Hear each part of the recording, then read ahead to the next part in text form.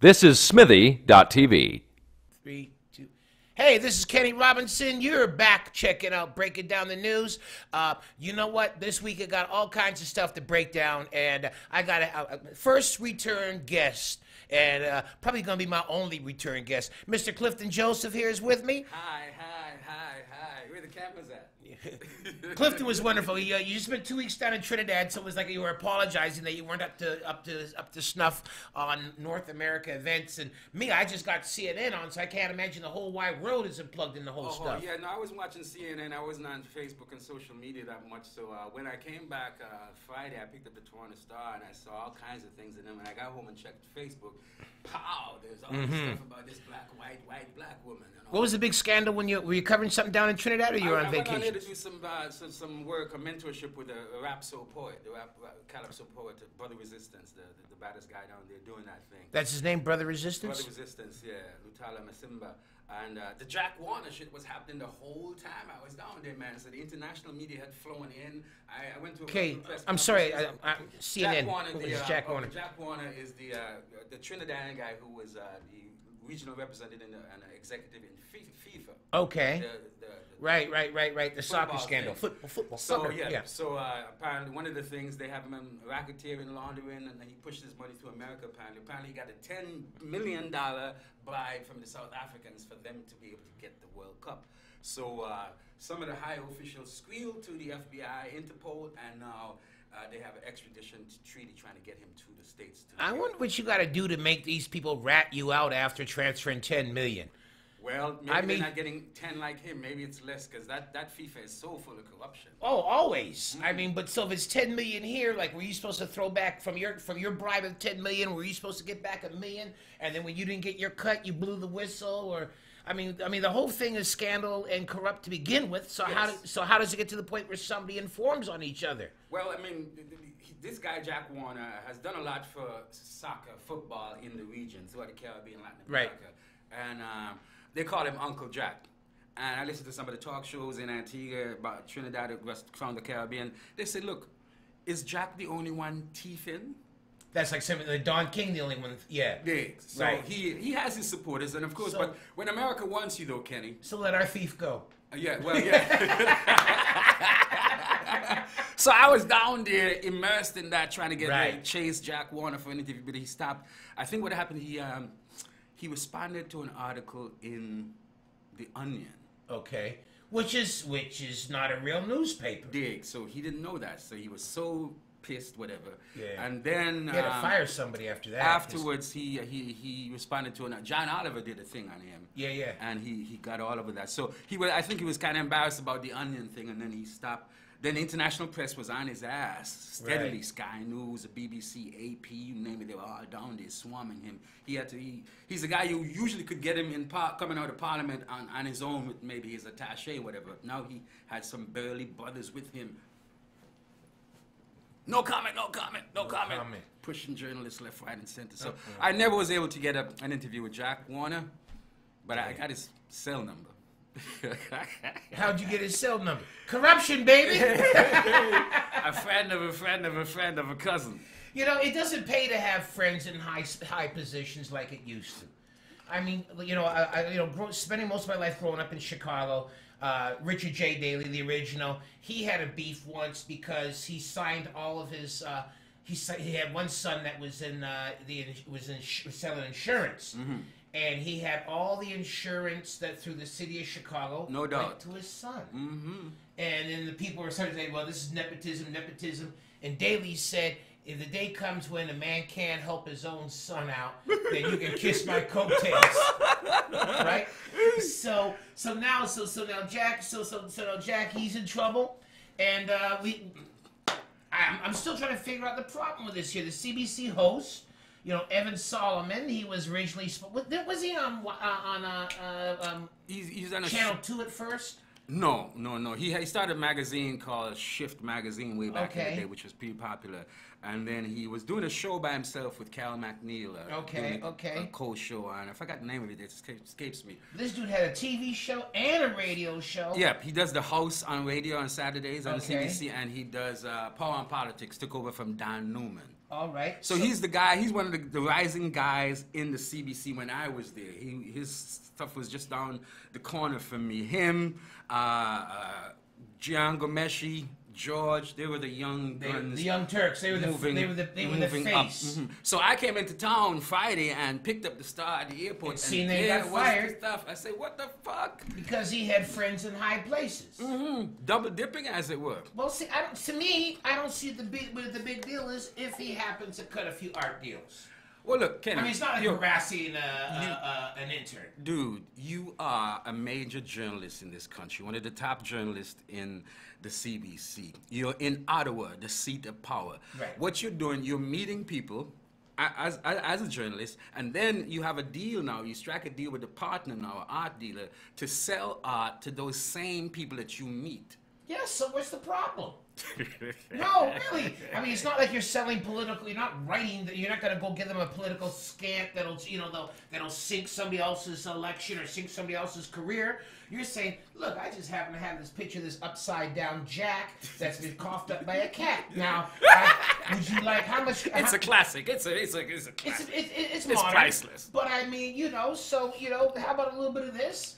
And so I mean, it wasn't like he was, he wasn't like he was selling himself out as a journalist. He was just using context. Well, he was, and that's what golf clubs are for. He was selling them out as a journalist, because like if I buy a painting that you hook me up for, right? All right, then the next time I come on your show, you're not going to be that hardball with me, because you think that I might be able to buy another painting. So you say, which God is he serving, the God of journalism or the God of money? But if I knew that you just finished having something to do with a soccer scam. I'm going to say this is going to get me the lead seat on the Daily Show every night. So I'm going to take a scalp. And hopefully you ain't mad enough that you won't buy a picture from me. But I mean, but here's the other thing too, Ken. I mean, this is just a Canadian thing now where we want everybody fired for anything they do. Well, check the context though. The CBC has been going through a series of scandals, right? Most notably the Gian Gomeshi. Yeah, so he's a pope and compared to we got sex crimes. The other scandal where Amanda Lang, the business reporter, she's hooked up with a dude from RBC. She brings in the guys from RBC, the big guys. She's getting on the weekend doing $10,000 or more speeches for these same guys, and then she softballs them on her show. Before that, Peter Mansbridge and Rex Murphy were caught taking money from the oil guys and going and talking positive things about the oil guys. But he's not in oil. He's not covering oil. But I'm saying that the CBC has had a problem where its major players have been players. Major players have been playing. We got a nice government job here, government money with a fucking pension if you don't get fired. No sense getting your thumb in the pie on your own. And I was reading something saying that that why are they firing him, Evan Solomon, and not firing Amanda Lang, who was more egregious? She lied. She actually interrupted investigative journalism. A woman out in Vancouver for the CBC was doing a whole thing on the RBC scandal, which involved bringing temporary workers here and firing the Canadian workers after they trained them and all this kind of business.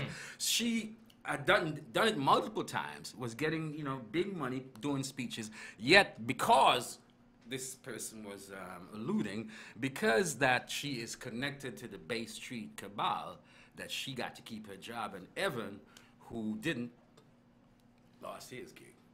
Well, I think he needs to get appointed to be ambassador to Switzerland so he can go back and find some people's artwork.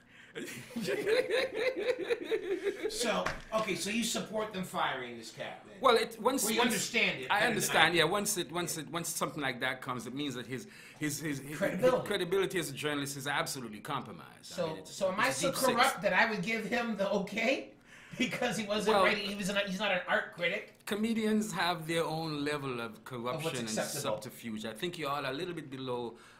Pimps. I know, junkyard guys. Okay. Yeah. I know when I sold out as a comic, being political and not making the comment. It was the first night of the Raptors' first season. Alvin Robinson and all that guys. Alvin Robinson, he beat up his woman, took back the fur coat. Used to see those cats at the Bamboo all the time back in the day. Oh man, they were everywhere. Willie Anderson, You see him on Young Street. Was the big dude Miller? You see him outside just flip-flops and shorts trying to find weed on Young Street. Back when they were part of the community. Now they're all in glass towers. They're not the people's team anymore. That's just But the thing is, the coach, I think it was Daly, right? Was Daly was the first coach? No. It was Malone. Yeah, Malone. I know it was somebody that used to be with Detroit. Anyway, he said Alvin Robertson proved tonight that he was the man. And I had this right up. Because he won the game for us that night, didn't he? Yeah, he won the game. And the quote was, Alvin Robertson tonight proved that he was the man. And then that just bang! And then I wanted to use it because the Nubian show, but then the Raptors were coming to the Nubian show, and everybody was all happy because the black comedy was new, and then the basketball team was new.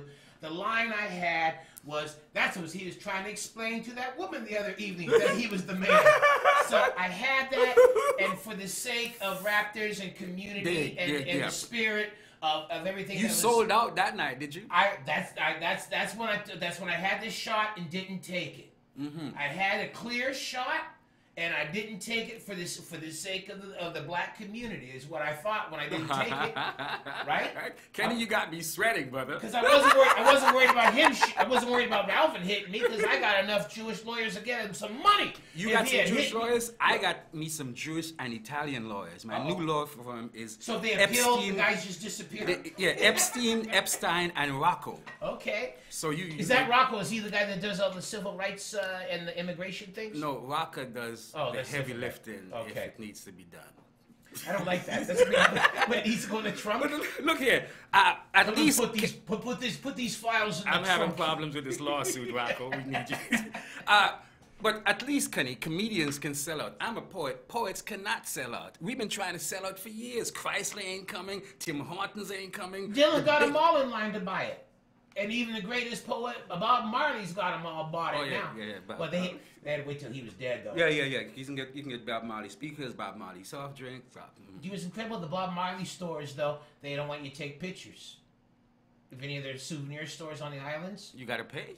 No, they just don't want you taking pictures of, maybe because they're afraid you're going to go and bootleg it or something like that. But, that's one thing when I was doing the cruise ships. I'd go to Puerto Rico.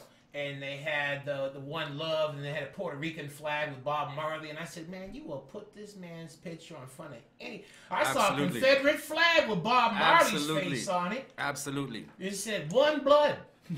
So, Kenny, I watch a lot of podcasts and so on. And, as they keep on get going, you hear them say at the beginning, this podcast is brought to you by Tim Hortons. Tim Hortons, you can get it all. They got blah, blah, blah, blah, blah. Who's your sponsor, brother, man? As soon as we get some more listeners, we're definitely going to... Listeners, tell all your friends, your frenemies, and Meredith Richmond would say, everybody, and pay them to watch this podcast. You can't get this quality podcast absolutely anywhere. You ain't going to see a co-host sweat like me. No, in fact, Clifton even asked us to turn the heat up, and he did his neck up so he could feel like he was back in Trinidad. Yeah, so I can be hot and cool. Anyway, folks, this is Kenny Robinson. This is my special guest, Clifton Joseph. We've been breaking down the news, and stick around because we got some more things to talk about. The stuff of that. If you have friends like Clifton and I, well, this is the only chance you're gonna have a chance to have friends like Clifton and I is by sticking in to hear the next episode of Breaking Down the News. It's the truth, Ruth. We broke it down.